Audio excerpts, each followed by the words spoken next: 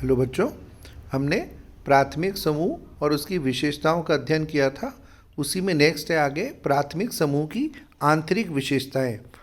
इसका मतलब सबसे पहली इसमें है उद्देश्यों की समानता।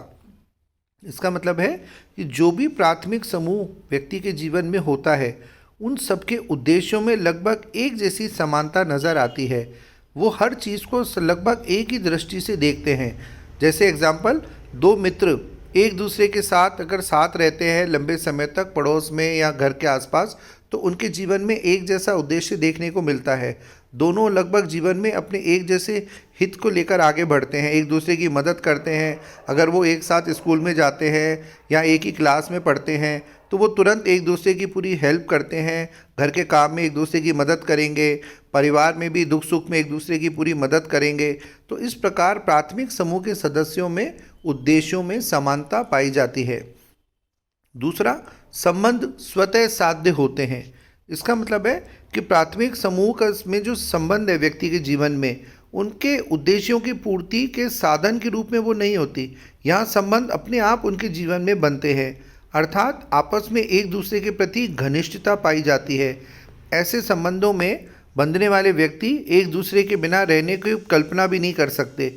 चाहे वो दोस्त हों, उसका परिवार हो व्यक्ति का, ये सब व्यक्ति के जीवन के अपने स्वतः साध्य संबंध हैं। जहाँ व्यक्ति जीवन में जिस परिवार में पैदा होगा तो उसके माता पिता, भाई बहन, दादा दादी, चाचा चाची, ये सब जीवन भर के लिए अपने आप उसके साथ जुड़ जाएंगे।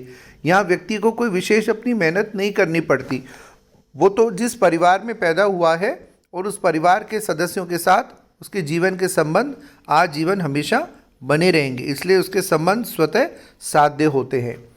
तीसरा, संबंध व्यक्तिक होते हैं। इसका मतलब कि प्राथमिक समूह में जो उस व्यक्ति के जीवन में संबंध हैं वो व्यक्तिक होते हैं, अर्थात व्यक्ति की अन्य लोगों के व्यक्तियों में रुचि होती है। समूह हर व्यक्ति के बारे में जानता है।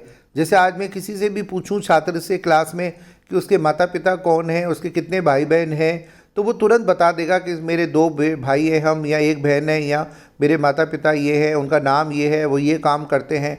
क्योंकि ऐसा नहीं कह सकते कि व्यक्ति से मैं कुछ पूछूं और वो कहे साहब मुझे तो इसका पता नहीं है। क्योंकि हम लोग रोज़ बचपन से अंत तक जीवन में अपना अधिकतम समय अपने प्राथमिक समूह के सदस्यों के साथ गुजारते हैं, तो हम एक दूसरे की पूर्ण जानकारी रखते हैं और हर व्यक्ति एक दूसरे के बारे में जानता है। और किसी की मृत्यु होते ही वो संबंध उसके अपने आप समाप्त हो जाते हैं। तो इसलिए प्राथमिक समूह के जो व्यक्तियों के संबंध हैं वो व्यक्तिक होते हैं और व्यक्तिक रूप से लोग एक दूसरे की पूर्ण जानकारी रखते हैं। चौथा, संबंध संपूर्ण होते हैं, अर्थात प्राथमिक समूह में संपूर्णता का गुण पाया जाता है। केवल व्यक्ति के जीवन में एक ही पहलू नहीं होगा कि वो हर क्षेत्र में व्यक्ति जीवन में एक दूसरे की पूरी मदद करता है, क्योंकि वो दीर्घ काल से चले आते हैं, लंबे समय तक घनिष्ठ रूप से साथ रहते हैं, तो वो सब व्यक्ति के जीवन के संबंध पूर्ण होते हैं।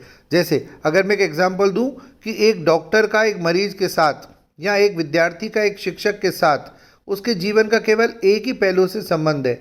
डॉक्टर का उद्देश्य होगा मरीज को ठीक करना और विद्यार्थी का उद्देश्य है अपने शिक्षक से अच्छी शिक्षा ग्रहण करना। लेकिन उन संबंधों में संपूर्णता नहीं पाई जाएगी। वो तो उद्देश्य को लेकर जुड़े हैं और उद्देश्य पूरा होते ही संबंध खत्म हो जाएंगे। लेकिन प्राथमिक समूह के जितने भी सदस्य हैं वो पूरा जीवन परिवार में एक दूसरे की मदद करते हैं। परिवार में कोई शादी हो, बर्थडे हो, कोई फंक्शन हो, कोई धार्मिक उत्सव हो, हर व्यक्ति एक दूसरे की पूरी मदद करके आजीवन लंबे समय तक साथ रहते हैं। पांचवा, संबंधों का स्वतः विकास, अर्थात प्राथमिक समूह के जो व्यक्ति हैं उनके संबंध अपने आप विकास से विकसित होते हैं। उन पर कोई दबाव नहीं डाला जाता कि तुम्हें इसी को दोस्त बनाना है या पड़ोस में इसी से दोस्ती करनी है। हर व्यक्ति स्वतंत्र होता है और वो जीवन में अपने आप दोस्त बनाएगा, चाहे पड़ोसी के आएगा जाएगा, तो वो उन संबंधों के साथ आजीवन जुड़ा रहेगा। वो अपनी इच्छा से ही अपने जीवन में आसपास के रूप जो दोस्त हैं, उसके पड़ोस के मित्र हैं या उसके सब परिवार के आसपास के लोग हैं, वो अपने आप उनसे जीवन भर के लिए स्वतः जुड़ जाता है। नेक्स्ट है लास्ट, प्राथमिक संबंधों की नियंत्रण शक्ति, अर्थात संबंधों की जो संपूर्णता है वो घनिष्ठता के कारण प्राथमिक समूह का जो व्यक्ति है वो उसमें नियंत्रण शक्ति अपने आप ऐसी बंधी रहती है कि वो कोई ऐसा काम नहीं करना चाहता कि जिससे उसका परिवार या उसका पड़ोस या उसके दोस्त के ऊपर कोई जीवन में दाग लगे या कोई समाज उनकी अवहेलना करे, क्योंकि व्यक्ति ये जानता है कि आज मेरे माता पिता, मेरे भाई बहन या दादा दादी, जिस परिवार में भी वो रहता है, उसे अपने परिवार के नियमों का पालन करना होगा। क्योंकि बड़े बुजुर्ग जो हैं वो कुछ ऐसे नियम कायदे कानून बना देते हैं कि प्रत्येक परिवार के सदस्य को उसके नियमों का पालन आवश्यक रूप से करना ही पड़ेगा। ऐसा नहीं है कि व्यक्ति जब चाहे घर से कहीं बाहर चला गया फिर अपने आप आ गया, ऐसा नहीं है। वो जानता है कि मैं जीवन भर परिवार में रहूँगा, मेरे पड़ोस, मेरे दोस्त, इनके साथ में कोई बुरा व्यवहार नहीं करूँगा, किसी को कष्ट नहीं पहुँचाऊँगा, किसी को हानि नहीं पहुँचाऊँगा, और वो कोई गलत काम नहीं करना चाहता ताकि वो नियमों को न तोड़े।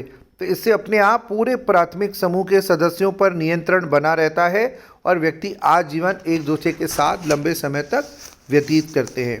अब ये हुआ आपका प्राथमिक समूह और उसकी विशेषताएं।